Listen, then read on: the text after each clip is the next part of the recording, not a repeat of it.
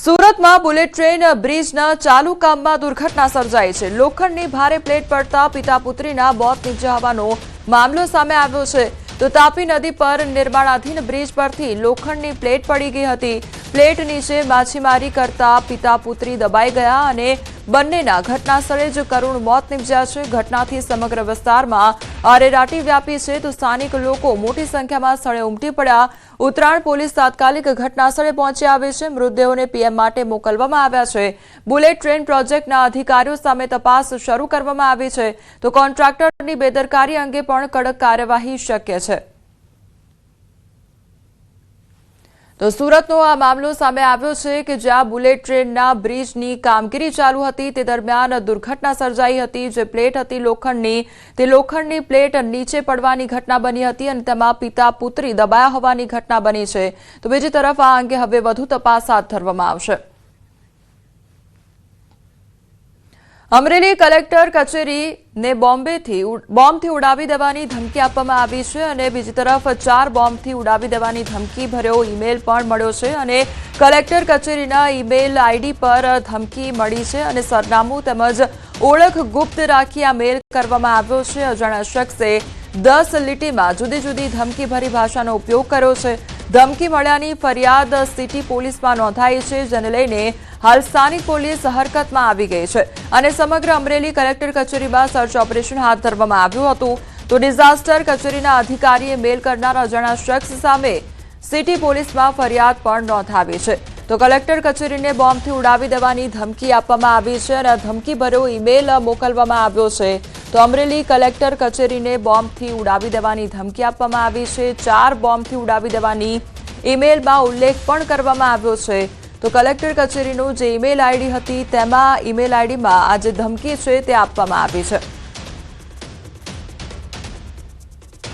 જૂનાગઢમાં યુવાનનું ફિલ્મી ઢબે અપહરણ કરવામાં આવ્યું અને સીએનો વ્યવસાય કરતા યુવાનનું અપહરણ કરી દેવામાં આવે છે।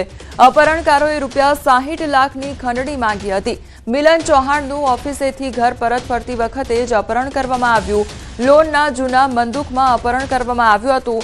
આરોપીઓએ ભોગ બનનારના પરિવાર પાસે રાત્રે ફોન ઉપર ખંડણીની માંગણી કરી હતી। પૈસા ન મળે તો જાનથી મારી નાખવાની ધમકી પણ આપી। ઘટનાની પોલીસને જાણ કરવામાં આવી। ક્રાઇમ બ્રાન્ચની ટીમે ગણતરીના કલાકોમાં ભોગ બનનારને શોધી કાઢ્યો છે। તો જામનગર પાસેથી અપહૃત યુવાન મળી આવ્યો અને અપહરણ કરનારાઓ ફરાર થઈ ગયા છે।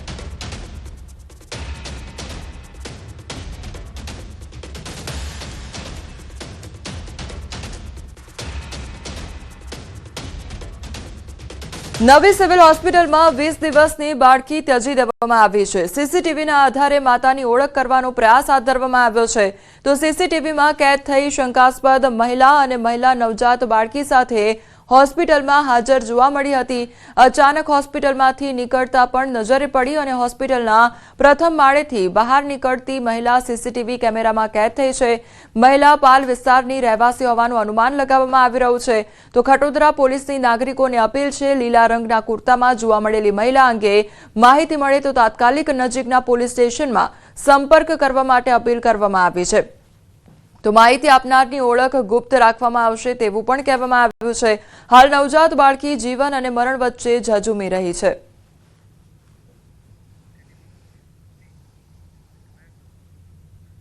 અમરેલીના રાજુલા નજીક સિંહની લટાર જોવા મળી છે। લટાર મારતા સિંહના દ્રશ્યો સીસીટીવી કેમેરામાં કેદ થયા છે। તો રાજુલાના લીલાપીરની દરગાહ પાસે સિંહ દેખાયો અને રાજુલાના ભેરાઈ રોડ પર આવેલ લીલાપીરની દરગાહ પાસે સિંહની ગત રાત્રિના આટાફેરા જોવા મળ્યા હતા। તો રાજુલા અને આસપાસના વિસ્તારોમાં શિકારની શોધમાં અનેક વખત સિંહ આવી જતા લોકોમાં ફફડાટ ફેલાયો છે। તો રાજુલાનો આ મામલો સામે આવ્યો છે કે જ્યાં સિંહની લટાર જોવા મળી રહી છે। તો રહેણાંક વિસ્તારમાં સિંહની લટાર જોવા મળતા જે ગ્રામવાસીઓ છે તેમનામાં ડરનો માહોલ ફેલાયો છે। તો અવારનવાર આ પ્રકારની ઘટનાઓ સામે આવતી હોય છે કે જ્યાં સિંહો રહેણાંક વિસ્તારમાં આવી ચડતા હોય છે।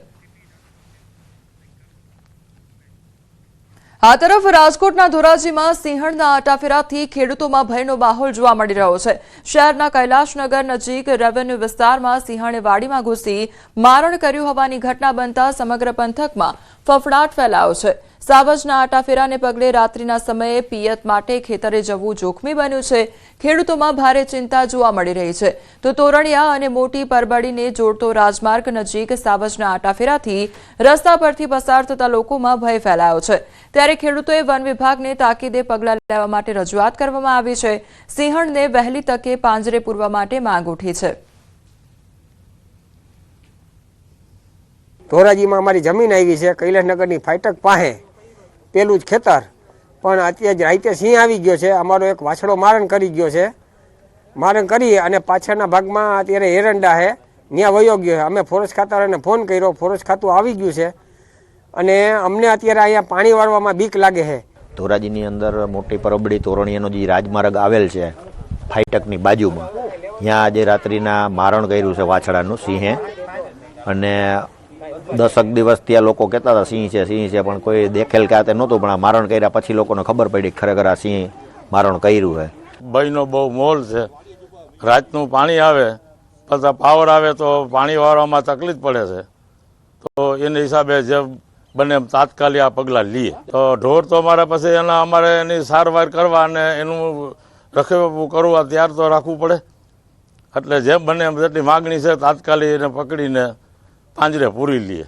ધોરાજીની વાત કરીએ, ધોરાજી પાસે જે કૈલાસનગર છે તે વાડી વિસ્તાર છે, ત્યાં રાજમાર્ગ છે જે મોટી નાની પરબડીથી લગાવી અને થોડા સુધીનો રાજમાર્ગ છે। હજારો વીઘાની જમીનો ખેતરો છે, ત્યાંથી અવર જવર રાતે કરતા હોય છે। પણ ગત રાત્રેની વાત કરીએ, ગત રાત્રે 2 થી 2.5 વાગ્યાનો સમય હતો, ત્યારે એક સિંહે છે તેને વાછરાનું મારણ કર્યું હતું। તેના જ આપણે દ્રશ્યો બતાવ્યું કે ખુલ્લામાં ઢોર બાંધેલા હોય છે, જે પશુ છે તે પશુ ખેડૂતોના બાંધેલા હોય છે। પણ રાતે 2 થી 2.5 વાગ્યાનો સમય હતો, એ સમય દરમિયાન જે સિંહને જે મારણ કરી અને સામે જે ખેતર છે એરંડાનું, એ ખેતરમાં અહીંયાથી ચાલી ગઈ હતી। બીજી તરફ વાત કરીએ, જે રીતે આપણે એના જે પંજાના નિશાન છે તે પંજાના નિશાનની બતાવીશ કે જે રીતે ખેડૂતો અત્યારે ભયમાં જીવી રહ્યા છે, ભયના અંદર માહોલમાં છે, જે પોતે રાતે પાણી વાળવા જતા હોય અને રાતે જ પાવર આવતું હોય, પણ રાતે પોતે ખેડૂતો જઈ નથી શકતા, કે ખેડૂતો ભયમાં જોવા મળી રહ્યા છે।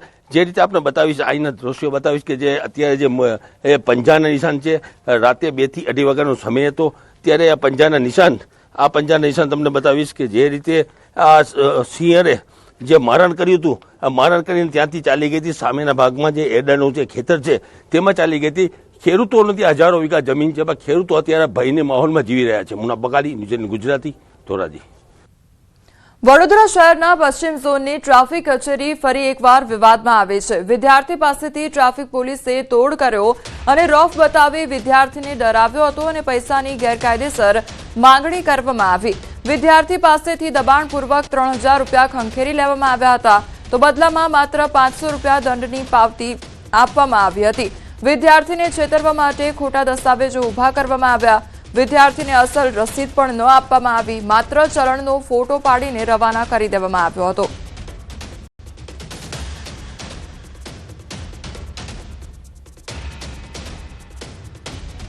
कल मेरे को काला घोड़ा से पकड़ा था ट्रैफिक पुलिस ने, और वो लोग मेरे को लेके आए थे उनके मतलब एक्सपेरिमेंटल गेट के बाजू में। तो वहाँ पर पकड़ के लाए तो उनके पीएसआई ने स्टार्टिंग में मेरे को गाली देना शुरू की माँ के ऊपर से। तो मैंने उनको बोला कि गाली मत दो आप, तो बोले कि मैं दूंगा, क्या तोड़ लेगा, मतलब उन्होंने उसमें भी गाली यूज की। बट मैंने बोला कोई बात नहीं। तो फिर उन्होंने धमकी देना शुरू की, केस कर दूंगा, ये कर दूंगा। तो मैंने बोला केस मत करो, नेक्स्ट मंथ मेरी गवर्नमेंट एग्जाम है, तो मतलब ये सब मत कर दो। उन्होंने बोला तब तो अच्छा है, तब तो केस करेंगे ना। कोई ट्रैफिक मतलब अधिकारी भेजा, तो वो आया मेरे पास और मेरे को बोलता है कि मतलब आप क्या दे सकते हो, कुछ पैसा ऐसा दो तो मैं अपने सर को ठंडा कर दूं, ये कर दूं। तो मैंने बोला मैं कमाता नहीं हूँ, मैं नॉर्मल सा स्टूडेंट हूँ। तो उन्होंने बोला नहीं देना तो पड़ेगा, बाकी तुम्हारा और बहुत ज्यादा पैसा देना पड़ेगा, इससे अच्छा जितना हो उतना दो। तो मैंने बोला कि मेरे पास ज्यादा नहीं, मैं 2 से 3 हजार कर पाऊंगा। तो उन्होंने बोला कि एक काम करो 3000 तक कर दो। तो मैं सयाजी की गंज पुलिस स्टेशन है, उसके पीछे एक दुकान है, तो वहां पर मैं पैसा लेने गया, मतलब अपनी मम्मी को कॉल किया, फिर गूगल पे से मैंने 3000 रुपया मंगवाए। फिर वहां से मैंने केस लिया, फिर इधर आया तो उसने मेरे को सबसे पहले बोला कि फोन जेब में डाल ले और जो गाड़ी के बाजू में साइड बैग है उसके अंदर पैसा डाल दे। तो मैंने उसमें 3000 रुपया डाल दिया। फिर उसके बाद उसने किसी को कॉल किया और बोला कि 500 रुपये का मेमो बना दे। फिर उसके बाद मैंने एक मेमो आया, तो उसके बाद मेमो में पता नहीं मतलब फोटो उसके हाथ का आया और जो एड्रेस था वो भी उंदेरा का आया। સયાજીગંજ વિસ્તારની જે ટ્રાફિક શાખા આવેલી છે અને ત્યાંના જે એસીપી આવેલા છે તદ્દન વિવાદોમાં રહે છે। આ બીજોથી ત્રીજો વિવાદ તમે જોઈ શકો છો। અને અગાઉ પણ તમે જોયું હશે કે એક દાંડિયા બજાર એક જે છોકરો હતો એ પણ બુલેટ ચાલક હતો, એને પણ ટ્રાફિક ઓફિસમાં લાઈને મારવામાં આવ્યો હતો। અગાઉ પણ 2-3 કિસ્સામાં એ લોકો સંડોવાયેલા છે અને અમારા એક વિદ્યાર્થીને પણ ટ્રાફિક ઓફિસર દ્વારા લાફા મારવામાં આવ્યા હતા. એ પણ અમે રજૂઆત કરવા માટે ગયા હતા. અને આજે એક બીજો બનાવ એક વિદ્યાર્થીનો છે કે જેની પાસેથી ખોટી રીતે 3000 રૂપિયા પડાવી લેવામાં આવ્યા છે. કાર્યવાહી હાથ ધરી છે. પ્રાથમિક તપાસમાં 2 નામ બહાર આવ્યા છે. ટ્રાફિક કોન્સ્ટેબલ કિરણ ગોબરભાઈ ટીઆરબી જવાન અને યશપાલ સિંધા હોવાનું બહાર આવ્યું છે. ત્યારે કોન્સ્ટેબલ કિરણ ગોબરભાઈની હેડક્વાર્ટર બદલી કરવામાં આવી છે. ટીઆરબી જવાન યશપાલ સિંધાને છૂટો કરવામાં આવ્યો છે. ત્યારે પોલીસ કમિશનરે સમગ્ર મામલાની તપાસ ડીસીપી ટ્રાફિકને સોંપી છે. 28 તારીખ સુધીમાં ઇન્ક્વાયરી રિપોર્ટ રજૂ કરવા માટે આદેશ કરવામાં આવ્યા છે. આ સમગ્ર પ્રકરણમાં જે પણ કર્મચારી અને અધિકારીઓની ક્ષતિ કે બેદરકારી હશે એના વિરુદ્ધ ચોક્કસ શિક્ષાત્મક કાર્યવાહી કરવામાં આવશે. સુરત બેલારુસમાં ફસાયેલી નવસારીની મહિલા વતન પરત ફરી છે. સુરત એરપોર્ટ પર પહોંચી મહિલાએ જણાવ્યું છે કે એજન્ટે સ્ટ્રોબેરી પેકિંગની નોકરી માટે 50 થી 60 હજાર પગારની લાલચ આપી બેલારુસ મોકલી હતી. પરંતુ ત્યાં પહોંચ્યા બાદ તબેલામાં કામ કરાવવામાં આવ્યું અને રહેવાની પણ યોગ્ય સગવડ ન હતી. પરિવારને મદદ કરવા માટે વિદેશ નોકરી કરવા ગઈ હોવાનું કહી મહિલાએ ભારત પરત ફરીને ખુશી વ્યક્ત કરી અને એજન્ટોની લાલચમાં આવીને વિદેશ ન જવાની તથા સંપૂર્ણ ચકાસણી કર્યા બાદ જ વિદેશ જવાની અપીલ કરી છે.